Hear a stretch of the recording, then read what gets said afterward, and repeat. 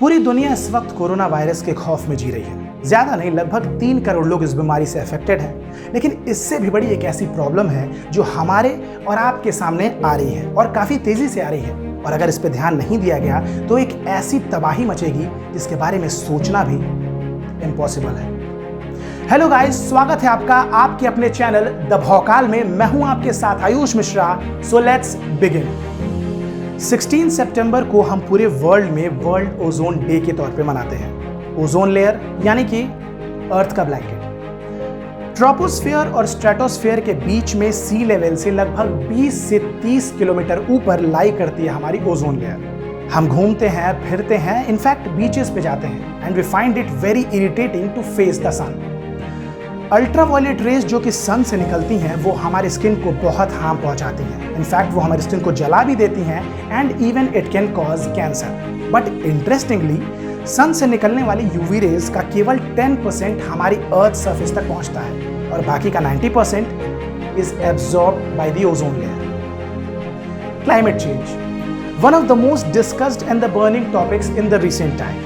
Climate change के बारे में हम भी जानते हैं, आप भी जानते हैं, लेकिन शायद हम इसे इग्नोर करते हैं। लेकिन अगर आप फिर भी इंडियन मीडिया को फॉलो करते हैं तो आपके लिए इंडिया, चाइना, पाकिस्तान इन चीज़ों से बाहर कुछ है ही नहीं, कुछ एग्जिस्ट ही नहीं करता है। एनीवेज, पिछले कुछ सालों में हमने क्या नहीं देखा? Earthquake, forest fire, landslide, drought and what not. पिछले कुछ सालों में हमने अमेज़न फॉरेस्ट को जलते देखा है। वो अमेज़न फॉरेस्ट जो पूरे वर्ल्ड को 20% ऑक्सीजन प्रोवाइड करता है। रिकॉर्ड ब्रेकिंग टेम्परेचर चेंजेस और ड्रॉट की वजह से हमने रिसेंटली ऑस्ट्रेलिया में एक सीरीज ऑफ बुश फायर भी ऑब्जर्व किया। राइज इन सी लेवल की बात करें तो 1900 से लेकर 2017 तक the earth has observe the rise in sea level of 20 centimetre. But that's not all. हाल ही के सालों में यानी कि 1993 से लेकर 2017 इस बीच में जो सी लेवल है that has risen to 7.5 centimetre, जो कि बहुत रैपिड है। ग्लेशियर्स के मेल्ट होने की सबसे बड़ी वजह है ग्लोबल वार्मिंग, और अगर इस स्पीड से हमारे ग्लेशियर्स मेल्ट होते रहे तो आने वाले समय में यानी कि साल 2050 तक cities like Mumbai, Dhaka, Florida and some other countries like Vietnam और जापान 2050 तक पूरी तरीके से पानी में डूबे हुए होंगे। Air pollution, it is said that bad air kills people. एक फैक्ट के अकॉर्डिंग साल 2016 में 4.2 million people died because of bad air. Hydrocarbons, CFCs and greenhouse gases, these are some factor जिनकी वजह से ओजोन लेयर में depletion होता है। ग्रीन हाउस गैसेस जैसे कि carbon monoxide, carbon dioxide and methane. हालांकि ग्रीन हाउस गैसेस के बिना लाइफ अर्थ पे पॉसिबल ही नहीं होती, क्योंकि अगर ये गैसेस नहीं होती तो अर्थ का एवरेज टेम्परेचर शायद -18 डिग्री सेल्सियस, जहां पे लाइफ बिल्कुल पॉसिबल नहीं होती। लेकिन इन ग्रीन हाउस गैसेस के ज्यादा बढ़ने से बढ़ता है हमारे अर्थ का एवरेज टेम्परेचर, और जिस स्पीड से अर्थ का एवरेज टेम्परेचर बढ़ रहा है that is very alarming. And just for a fact, China, USA and India are the top 3 countries with the most amount of carbon emission in the world.